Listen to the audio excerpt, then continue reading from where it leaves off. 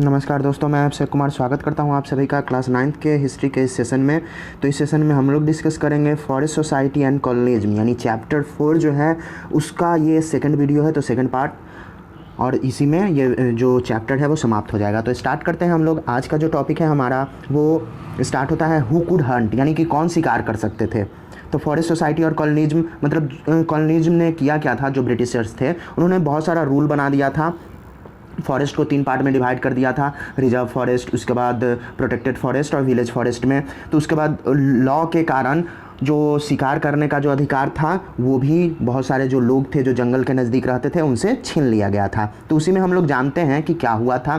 तो the new forest law change the lives of forest developers in at another way, यानी कि जो जंगल के आसपास या फिर जंगल में रहने वाले जो लोग थे उनके जीवन को बिल्कुल बदल दिया था ये जो नया कानून बना था जंगलों के लिए। Before the laws many people who lived in और near forest have survived by hunting deer, partridge and a variety of small animals. तो इस लॉ से पहले बहुत सारे लोग जो कि जंगल के नज़दीक रहते थे या फिर जंगल में ही रहते थे उनका जीवन किस तरीके से चलता था, तो शिकार करके, जैसे कि हिरन का शिकार कर लिए, उसके बाद बारहसिंगा का कर लिए, और बहुत सारे जो छोटे एनिमल्स हैं उनका कर लिए। This customary practice was prohibited by the forest laws, और ये उनका जो कस्टम था, मतलब एक तरीके से परंपरा था, उसे फॉरेस्ट लॉ ने बिल्कुल बंद कर दिया था। Those who were cout hunting were now punished for poaching, और वो लोग जो कि पकड़े जाते थे शिकार करते हुए अब उन्हें शिकार करने के लिए सज़ा मिलता था। While the forest laws deprived people of their customary rights to hunt, hunting of big game become a sport। यानी कि अब हुआ क्या कि जो फॉरेस्ट लॉ था वो लोगों के जो पारंपरिक अधिकार थे शिकार करने का वो उनसे छीन लिया गया। उसके बाद जो शिकार था उससे पहले एक तरीके से स्पोर्ट माना जाता था इंडिया में। In India hunting of tigers and other animals had been part of the culture of the court and nobility for centuries, यानी शताब्दियों से, सदियों से भारत में बाघ का शिकार या फिर दूसरे एनिमल का शिकार जो है वो राज दरबार में जो रहने वाले जो लोग थे उनका एक तरीके से कल्चर था। और जो नोबिलिटी थे, मतलब जो कुलीन लोग थे, जो बड़े बड़े लोग थे, उनका भी एक तरीके से ये परंपरा था। मतलब जब भी उन्हें गेम, जैसे कि अभी हम लोग खेलते हैं स्पोर्ट्स होता है, तो उनका हंटिंग एक तरीके से स्पोर्ट्स था। Many Mughal painting shows princes and emperors enjoying a hunt, तो बहुत सारा मुगल के ज़माने का पेंटिंग है वो ये दिखाता है कि उस समय के जो राजकुमार हैं या फिर उस समय के जो शासक हैं, जो राजा हैं, वो शिकार करके मतलब बहुत ही खुद को इंजॉय फील कर रहे हैं। But under colonial rule, the scale of hunting increased to such an extent that various species become almost extinct। लेकिन कॉलोनियल रूल यानी कि अंग्रेज का जब शासन था इंडिया में उस समय हुआ क्या था कि जो शिकार था वो इतना ज़्यादा बढ़ गया कि बहुत सारे जो स्पीसीज थे जो जानवरों के वो बिल्कुल विलुप्त हो गए, लगभग ख़त्म के बराबर। The British saw large animals as sign of a wild, primitive and savage society. तो ब्रिटिश ऐसा देखते थे कि जो बड़े जो जानवर हैं वो जंगली हैं और समाज को एक तरीके से उससे बचा करके रखना है उन जानवरों से, बड़े जानवरों से। They believed that by killing dangerous animals the British would civilize India, और उनका मानना था कि जो बड़े जानवर हैं या फिर जो खतरनाक जानवर हैं उनको मार करके, ब्रिटिश ऐसा मानते थे कि उनको मार करके भारत को सिविलाइज बनाया जा सकता है।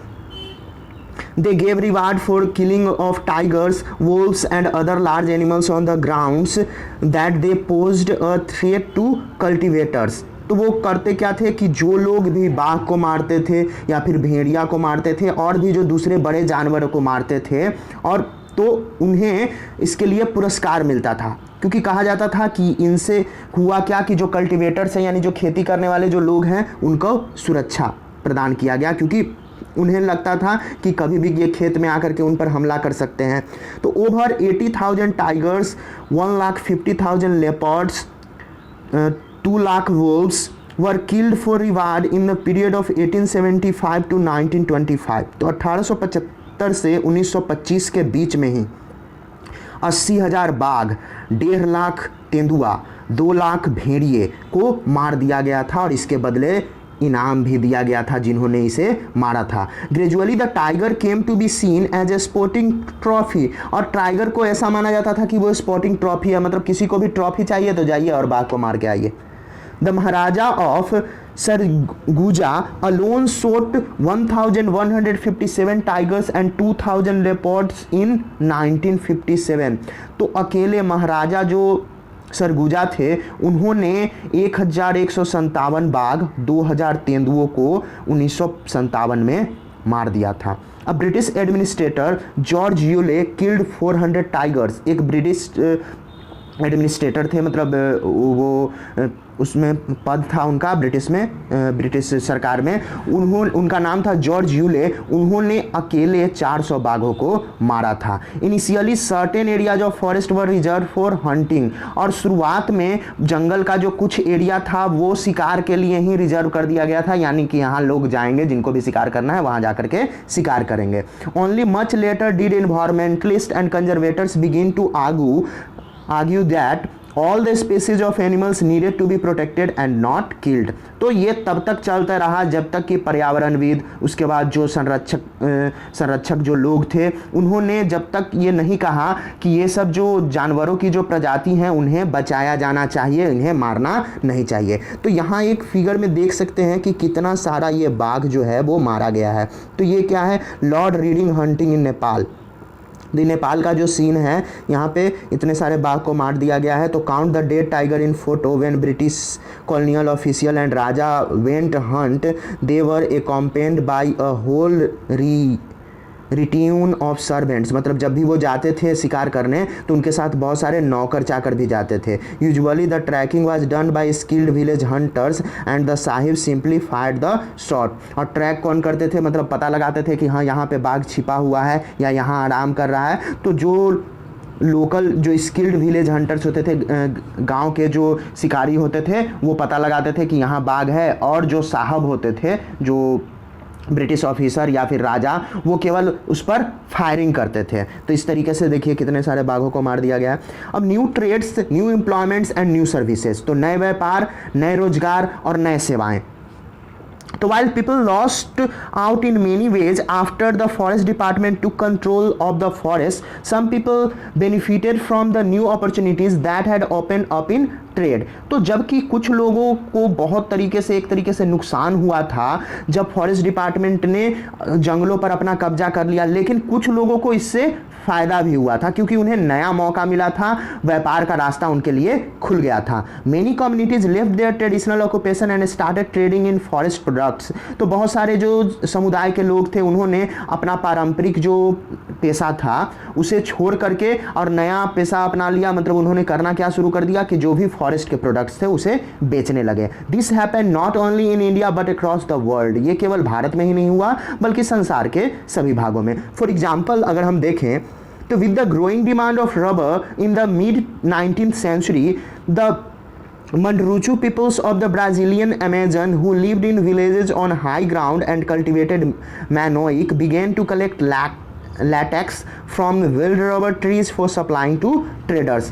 तो जब रबर का मांग बढ़ने लगा मध्य 19वीं शताब्दी में, तो जो मुंडरूचो के लोग थे, मतलब ब्राजील के अमेजन के जो जंगल में रहने वाले मुंडरूचो लोग थे, उन्होंने क्या किया कि जो कि गांव में ऊंचे ज़मीन पर रहते थे, जो गांव में ऊंचा जो जगह रहता था वहाँ पे, और वो मैनोइक की खेती करते थे, उन्होंने करना क्या शुरू कर दिया कि जो जंगली रबर का पेड़ था उससे लैटेक्स, यानी लैटेक्स से ही रबर बनाया जाता है, वो इकट्ठा करना शुरू कर दिए और व्यापारियों को बेचना शुरू कर दिए। Gradually they descended to live in trading post and become completely dependent on traders. और अब उनका जो जीवन था वो ट्रेडिंग हो गया, मतलब वो व्यापार करने लगे और कंप्लीटली वो अब उन व्यापारियों पर निर्भर हो गए। इन India the trade in forest products was not new. और भारत में अगर देखा जाए कि जो जंगल के जो प्रोडक्ट्स हैं उनका व्यापार जो था वो नया नहीं था। From the medieval period onwards, we have records of Adivasi communities trading elephants and other goods like hides, horns, silk, cocoons, ivory, bamboo species, fibers, grasses, gums, and resins through nomadic communities like the Banjaras।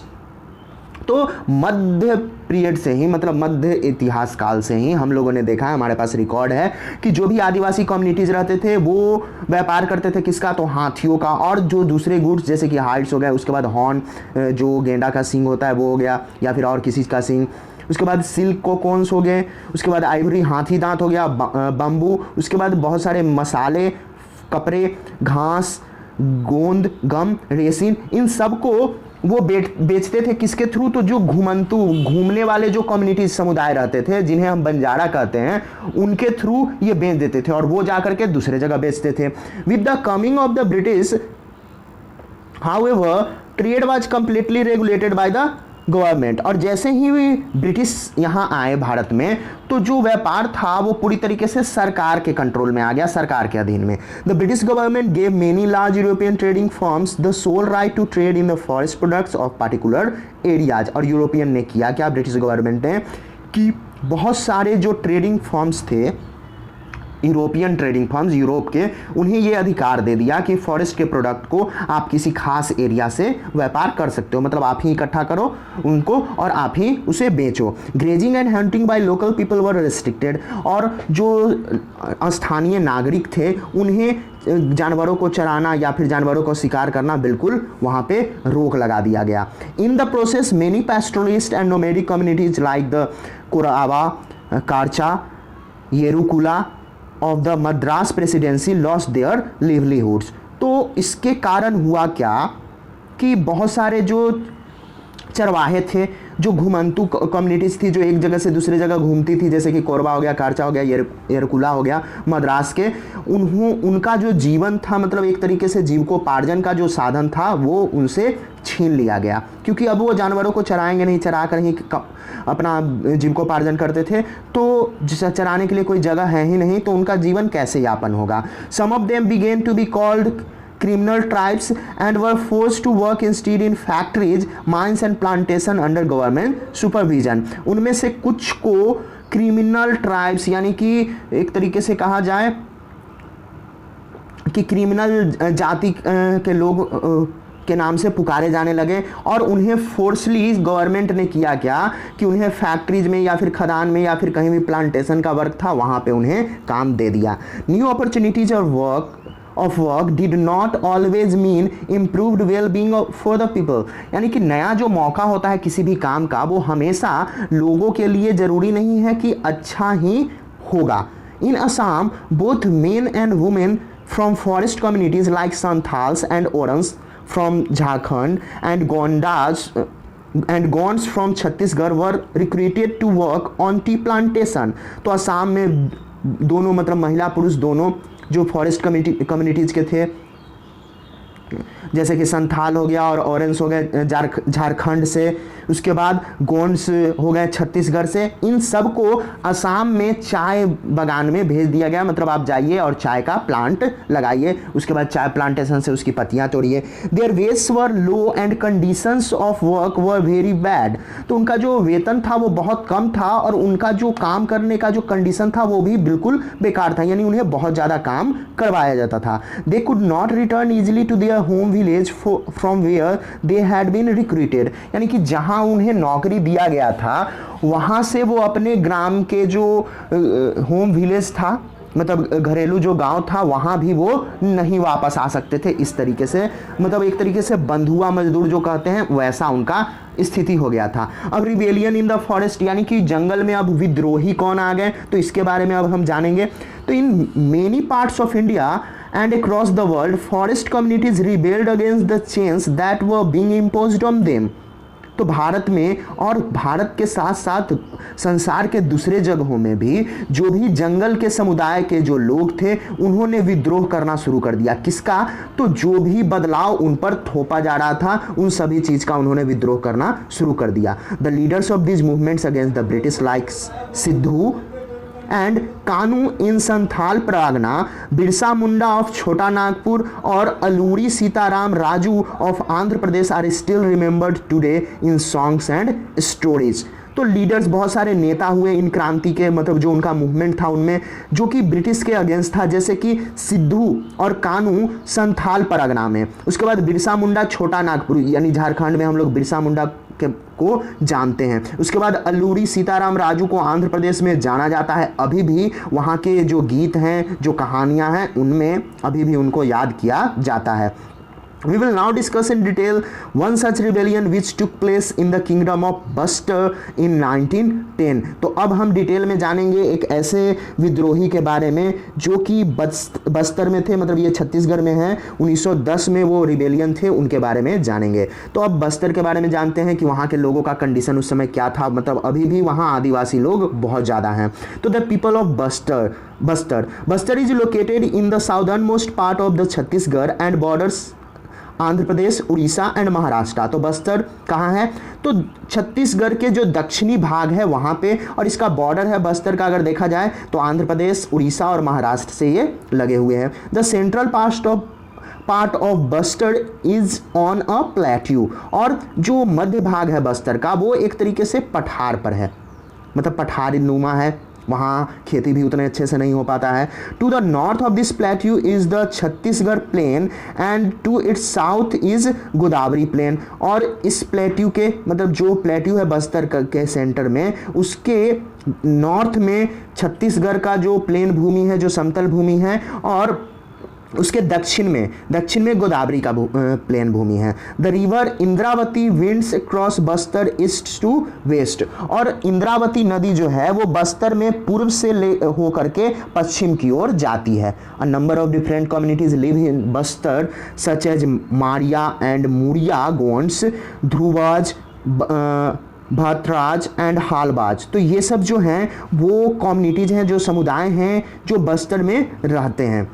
They speak different languages but share common customs and believes. मतलब उनका जो भाषा है वो अलग अलग है, लेकिन उनकी जो सभ्यता है, जो विश्वास है, मतलब जो भगवान जिनको पूजा वो करते हैं, वो सेम है। The people of Bastar believe that each village was given its land by the earth and in return they look after the earth by making some offering at each agriculture festival. तो उनका मानना था, जो बस्तर के लोग हैं उनका, कि जो गांव है वो पृथ्वी ने सभी को, मतलब सभी गांव को जो ज़मीन है वो गिफ्ट दिया है, एक तरीके से दिया है। और इसके बदले में वो करते क्या हैं कि जब उनका मतलब एग्रीकल्चरल फेस्टिवल होता है तब वो उन्हें कुछ ऑफर करते हैं इसके बदले में, मतलब अर्थ को। In addition to the earth they show respect to the spirits of the rivers and forest and mountains.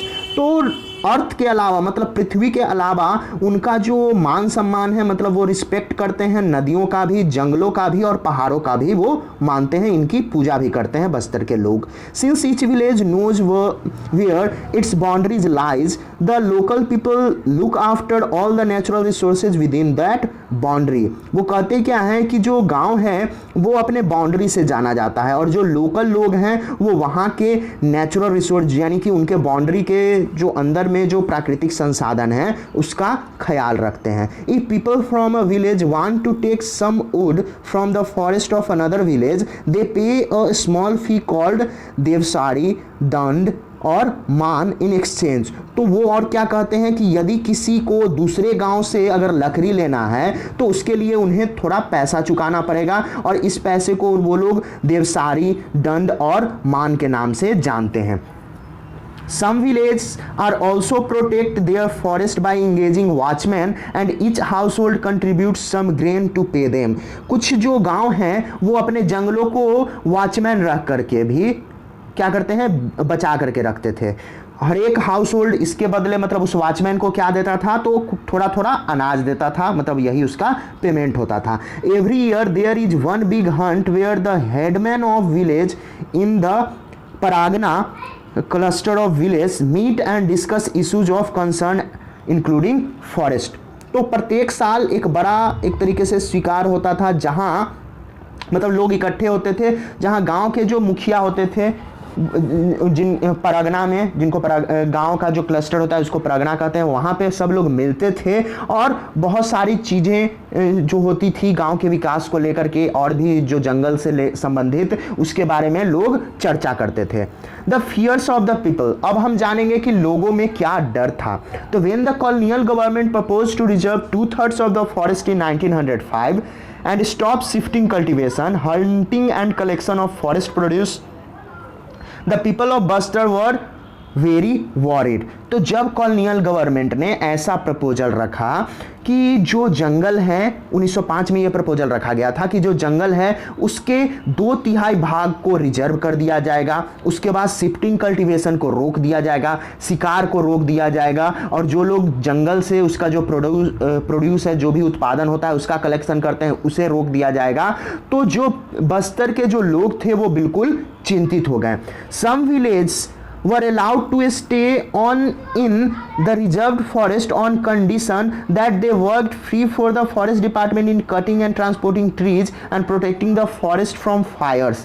तो कुछ जो लोग थे वहाँ के, उनको जंगल के अंदर रहने को, मतलब कुछ गाँव को ये अलाउ कर दिया गया कि आप रिजर्व फॉरेस्ट के अंदर रह सकते हैं, लेकिन कंडीशन क्या लगा दिया कि आपको फ्री में काम करना होगा फॉरेस्ट डिपार्टमेंट के लिए, जैसे कि पेड़ों को काटना होगा, पेड़ को ट्रांसपोर्ट करना होगा, एक जगह से दूसरे जगह ले जाना होगा, और जंगलों को आग से बचाना भी होगा। Subsequently these came to be known as forest village, और इसे मतलब जंगल के गांव के नाम से जाना जाता था।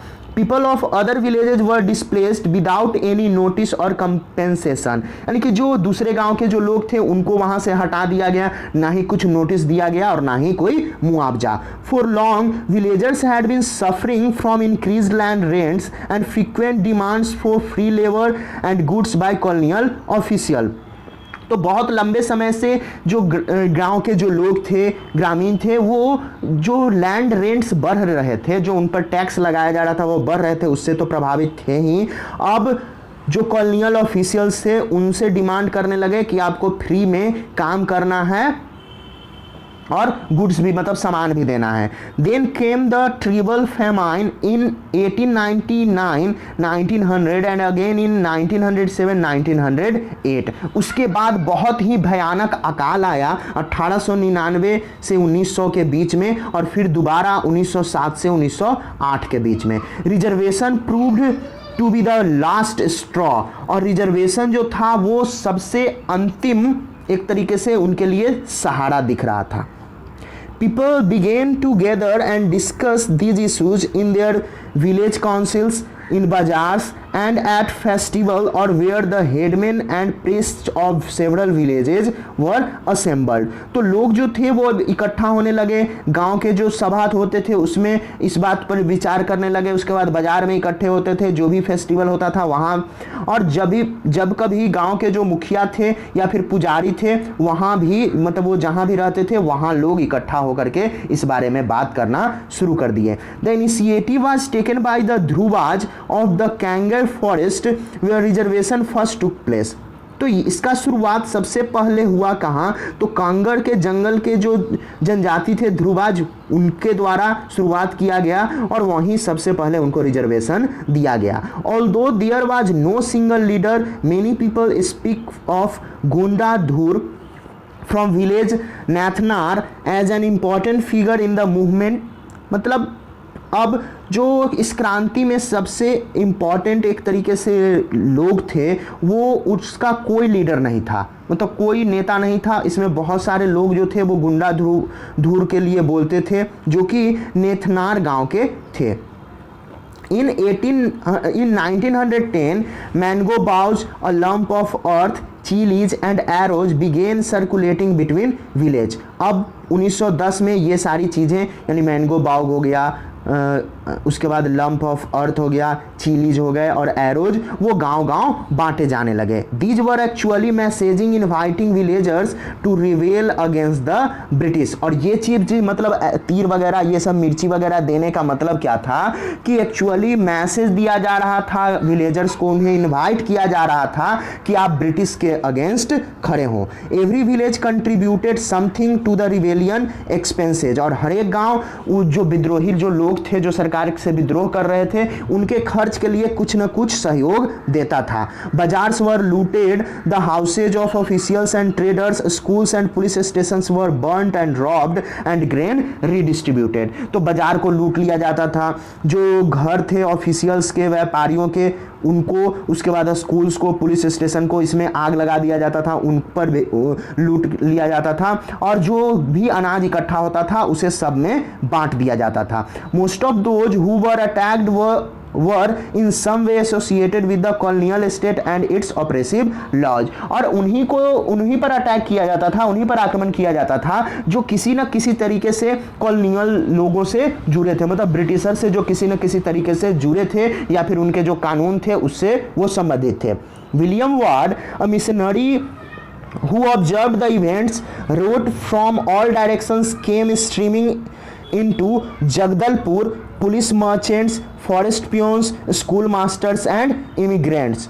तो उसके बाद एक थे मिशनरी, मतलब जो क्रिश्चियन मिशनरी होता है उनके एक मेंबर थे विलियम वार्ड। उन्होंने इस इवेंट को देखा और उन्होंने लिखा कि सभी डायरेक्शन से, उन्होंने किनको लिखा तो जगदलपुर को सबको आने को बोला, उसके बाद police, merchants, forest peons, school masters और इमिग्रेंट्स को, यानी जो प्रवासी थे उन सभी को लिखा। The British sent troops to suppress the rebellion. उसके बाद इन विद्रोहियों को रोकने के लिए ब्रिटिश ने क्या किया कि अपना ट्रूप्स भेजा, मतलब आर्मी एक तरीके से भेजा, टुकड़ी भेजा सेना का। The adivasi leader try to negotiate but the British surrounded their camp and fired upon them. जो आदिवासी नेता थे वो वहां से भागने का कोशिश किए, लेकिन ब्रिटिश ने उनको चारों तरफ से घेर लिया, उनके कैंप को, और उन पर गोली चला दी। After that they march through the villages flogging and punishing those who had taken part in the rebellion. अब इसके बाद जो विलेज के जो लोग थे उनको सजा दिया जाने लगा कि आप भी इस विद्रोह में शामिल हुए थे। Most village were deserted as people fled into the jungles. तो बहुत सारे जो गांव थे वो वीरान पड़ गए क्योंकि बहुत सारे लोग भाग करके जंगलों में चले गए थे छिपने के लिए। It took 3 months February to May for the British to regain control. और ब्रिटिश को 3 महीना लग गया फिर से कंट्रोल करने में, मतलब फरवरी से मई लग गया। However they never manage to capture Gundadhur. लेकिन वो किसी तरीके से जो गुंडाधुर जो थे उसे वो कैप्चर नहीं कर पाए उन्हें। In a major victory for the rebels, work on reservation was temporarily suspended and the area to be reserved was reduced to रफली half of that planned before 1910। तो ये बहुत बड़ा विक्ट्री हुआ था रिबेल का, रिबेल के लिए, मतलब जो विद्रोही थे उनके लिए। अब वर्क जो मिल रहा था उनको रिजर्वेशन पे उसे सस्पेंड कर दिया गया, मतलब टेम्पररी हटा दिया गया, और जो एरिया रिजर्व उनके लिए किया गया था उसे भी कम करके हाफ के बराबर कर दिया गया। और ये प्लान 1910 से पहले का था। The story of the forest and people of Buster does not end there। यानी कि जो जंगल का और जो जंगल के जो लोग थे, बस्तर के जो लोग थे, उनका कहानी यहीं समाप्त नहीं होता है। After independence the same practice of keeping people out of the forest and reserving them for industrial use continued. यानी कि हमारा देश जब आज़ाद हो गया उसके बाद भी जो प्रैक्टिस था, जो ब्रिटिश करते थे, लोगों को जंगल से हटाते थे और उसे इंडस्ट्रियल के लिए मतलब रिजर्व कर दिया जाता था जंगलों को, वो जारी रहा, मतलब आज़ादी के बाद भी। तो in the 1970s the world bank propose that 4,600 hectares of natural sal forest should be replaced by tropical pine to provide pulp for the paper industry। तो ऐसा वर्ल्ड बैंक ने ऐसा प्रस्ताव रखा कि लगभग 4,600 हेक्टेयर जहां की नेचुरल साल का जंगल है उसे हटा करके वहां पे ट्रॉपिकल पाइन उगाया जाए ताकि पेपर इंडस्ट्री के लिए उन्हें पल्प मिल पाए, मतलब उसी से पेपर बनता है। It was only after protest by local environmentalist that the project was stopped. और जो स्थानीय जो पर्यावरणविद थे, जो लोग थे पर्यावरण के बारे में सोचने वाले, उनके प्रोटेस्ट के बाद ये जो प्रोजेक्ट था वो रुक पाया। Let us now go to another part of Asia, Indonesia, and see what was happening there over the same period. अब हम एशिया के दूसरे भाग यानी इंडोनेशिया में जाते हैं और वहाँ देखेंगे कि उसी काल में, उसी समय में वहाँ क्या हो रहा था। तो फॉरेस्ट ट्रांसफॉर्मेशन इन जावा, तो इंडोनेशिया का राजधानी मतलब इंडोनेशिया में जावा एक शहर है वहाँ। तो Java is now famous as a rice producing island in Indonesia. तो इंडोनेशिया में जो जावा है वो एक तरीके से टापू है और वहाँ चावल का उत्पादन बहुत ज़्यादा होता है, तो इसी कारण से वो प्रसिद्ध है। But once upon a time it was covered mostly with forest, लेकिन एक समय वो पूरी तरीके से जंगल से घिरा हुआ था। The colonial power in Indonesia were the Dutch and as we will see there were many similarities in the laws for forest control in Indonesia and India. तो जो कॉलोनियल पावर वहाँ पे था इंडोनेशिया में, जो वहाँ शासन कर रहे थे वो डच थे। इंडिया में जैसे ब्रिटिश थे वैसे ही इंडोनेशिया में डच थे। और हम लोग देख सकते हैं कि बहुत सारे जो कानून थे जंगल के, इंडोनेशिया के जो जंगल पर जो अधिकार था उनमें सिमिलरिटीज है, समानताएं हैं भारत जैसी। Java in Indonesia is where the Dutch started forest management. तो जावा मतलब इंडोनेशिया में एक ऐसा जगह है जहाँ की डच ने फॉरेस्ट मैनेजमेंट का करना शुरू कर दिया, किस तरीके से जंगलों का प्रबंधन करना है उन्होंने शुरू कर दिया। Like the British they wanted timber from Java to build ships. तो ब्रिटिश की तरह ही वो भी जावा से क्या चाहते थे कि जावा जो जगह है वहाँ से उन्हें लकड़ी मिले ताकि वो अपना जहाज बना पाएँ। इन 1600 the population of Java was an estimated 3.4 million. और 1600 ईस्वी में जो जावा का जो जनसंख्या था वो 3.4 मिलियन आंका गया, मतलब उसका अनुमान लगाया गया। There were many villages in the fertile plains but there were also many communities living in the mountains and practising shifting cultivation. तो बहुत सारे जो गांव थे वो बिल्कुल फर्टाइल जो प्लेन था, जो उपजाऊ भूमि था, वहाँ पे वो लोग थे। लेकिन कुछ लोग जो कुछ समुदाय के जो लोग थे वो पहाड़ों पर भी रहते थे और वो शिफ्टिंग कल्टिवेशन वहाँ पे करते थे। The wood cutters of Java, अब जो लकड़हारे थे जावा के उनके बारे में हम लोग जानेंगे। तो the Kalangs of Java were a community of skilled forest cutters and shifting cultivators. तो कलांगा जावा का एक जाति है, समुदाय है कलांगाज, वो स्किल्ड थे, मतलब उनके पास क्या गुण था, तो उनके पास जंगल को काटने का यानी लकड़ियों को काटने का और शिफ्टिंग कल्टिवेटर्स करने का उनके पास स्किल था। They were so valuable that in 1755 when the Mataram kingdom of Java split, the 6,000 Kalangas families were equally divided between the two kingdoms। यानी कि वो इतने वैल्यूएबल थे, उनका इतना सम्मान था, मान था कि जब 1755 में माताराम किंगडम जो था जावा का वो दो भाग में बटा तो केवल 6000 कलंग परिवार ही दो भाग में बट गए थे, यानी इन दोनों किंगडम में आ गए थे। Without their expertise it would have been difficult to harvest teak and for the kings to build their places. और इनके एक्सपर्ट मतलब इतने एक्सपर्ट थे कि इनके बिना जो टीक जो पेड़ होता है उसको काटना मुश्किल था और राजा का जो भवन बनता था उसे भी बनाना मुश्किल था, क्योंकि उसके लिए लकड़ी नहीं मिल पाता अगर ये लोग नहीं रहते। तो when the Dutch began to gain control over the forest in the 18th century they try to make the Kalangs work under them.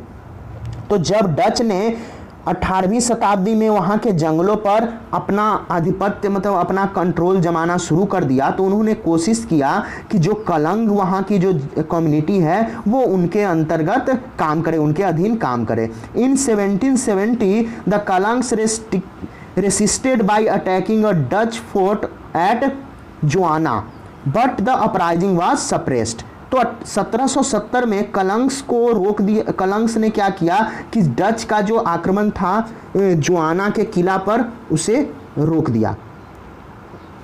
But the uprising was suppressed, लेकिन उनका जो उदय हो रहा था उसे दबा दिया गया, मतलब कलंगा के। डच साइंटिफिक फॉरेस्ट्री, तो डच ने किस तरीके से वैज्ञानिक तरीके से उन्हें जंगल लगाने का नियम सुझाया। तो in the 19th century when it became important to control territory and not just people, the Dutch enacted forest law in Java restricting villagers' access to forest। तो 19वीं शताब्दी में जब इम्पॉर्टेंट हो गया कि अब उसके पूरे जो टेरिटरी है जो जावा का उस पर या फिर इंडोनेशिया का हम बोले उस पर कंट्रोल जमाना है, तो केवल उनके लोगों पर ही नहीं, जबकि डच ने क्या किया कि केवल लोगों पर कंट्रोल करने से कुछ नहीं होगा, पूरे टेरिटरी पे तभी कंट्रोल होगा जब वहाँ के लोगों को जंगल में जाने से रोका जाए, वहाँ के ग्रामीणों को जंगल में जाने से रोका जाए। Now wood could only be cut for specified purposes like making river boats और constructing houses and only from specific forest under close supervision. अब जो लकड़ी किसी को काटना होता था वो किसी खास उद्देश्य के लिए ही लोग काट सकते थे, यानी नदियों के लिए अगर नाव बनाना है या फिर किसी को घर बनाना है तभी काट सकते थे, और वो भी खास जंगल से, और वो भी जिस जंगल से काटते उनका अच्छे से निगरानी में वो काट सकते थे। Villagers were punished for grazing cattles in young stand, transporting wood without a permit और travelling on forest roads with horse carts और कैटल। अब जो ग्रामीण लोग थे उन्हें अगर कोई नया जैसे कहीं पे पेड़ लगाया गया, वहाँ अगर वो अपने जानवरों को चरा रहे हैं तो वहाँ उन्हें सज़ा दिया जाता था, पनिश किया जाता था। उसके बाद अगर वो लकड़ियों का ट्रांसपोर्ट कर रहे हैं बिना परमिट के तो उसके लिए भी सज़ा दिया जाता था। और जंगल के रोड पे वो अगर घोड़ा गाड़ी से या फिर अपने मवेशी के साथ अगर ट्रैवल कर रहे हैं तभी उन्हें सज़ा सुनाया जाता था। As in India the need to manage forest for ship building and railways lead to the introduction of forest service. तो जैसा भारत में जंगल को मैनेज करना जरूरी हो गया था, किस कारण से, तो जंगल से ही उन्हें लकड़ी मिलता था जहाज बनाने के लिए, उसके बाद रेलवे का जो स्लीपर्स था उसे बनाने के लिए, तो इसके कारण वहाँ भी फॉरेस्ट सर्विस का शुरुआत हुआ। In 1882 2,80,000 sleepers were exported from Java alone. तो 1882 में जावा से, केवल जावा से 2,80,000 स्लीपर्स भेजे गए थे रेलवे के ट्रैक में वो लगाने के लिए। However all this required labour to cut the trees, transport the logs and prepare the sleepers. जबकि इन सब में लेबर की ज़रूरत थी पेड़ों को काटने के लिए, उसके बाद लॉग जो पेड़ का जो टुकड़ा था उसे ट्रांसपोर्ट करने के लिए और स्लीपर बनाने के लिए। The Dutch first imposed rents on land being cultivated in the forest and then exempted some village from these rents if they worked collectively to provide free labor and buffaloes for cutting and transporting timber।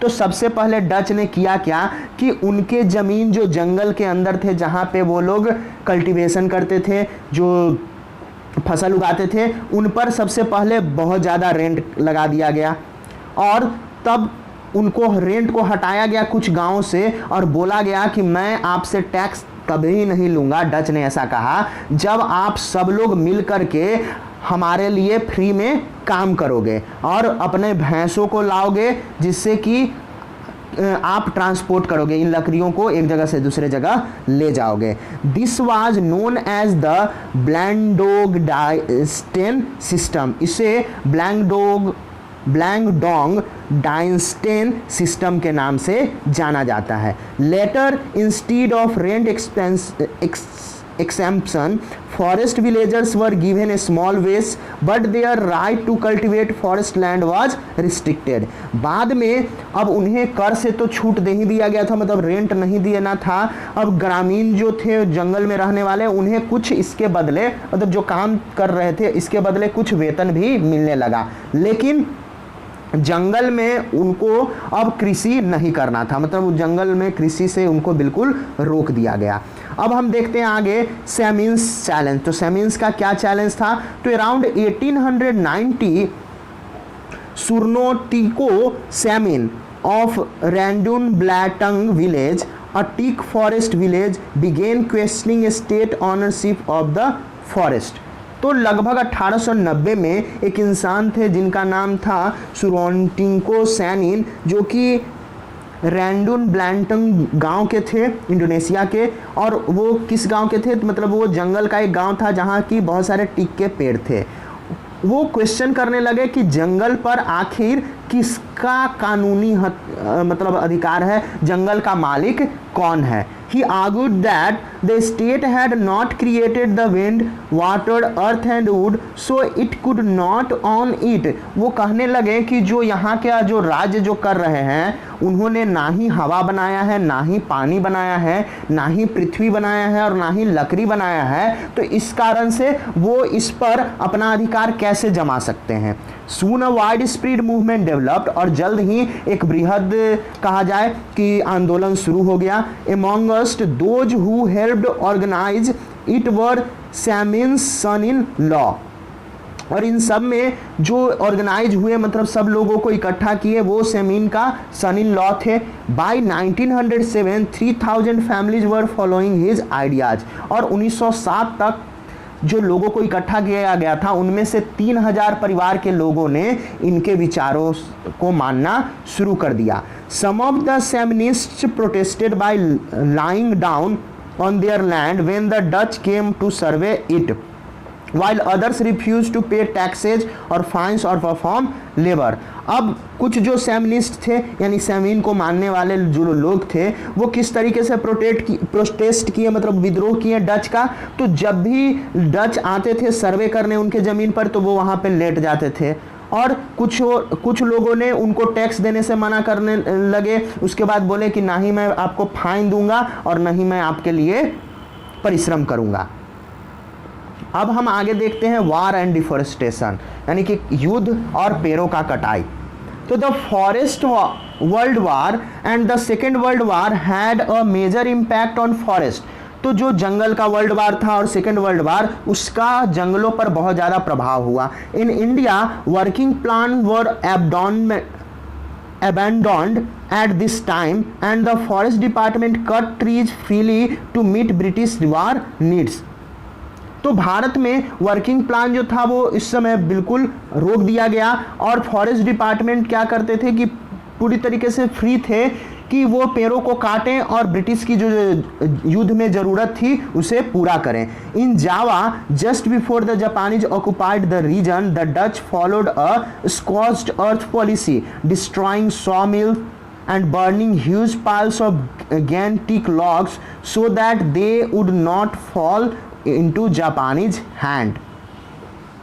तो जावा में क्या हुआ कि वहाँ Japan ने कब्जा कर लिया था, तो उससे पहले ही मतलब जापान का कब्जा करने से पहले ही डच ने क्या किया कि स्कॉच अर्थ पॉलिसी अपनाया, यानी कि उन्होंने जितने भी वहाँ आरा मिल थे 100 मिल उसे नष्ट कर दिया।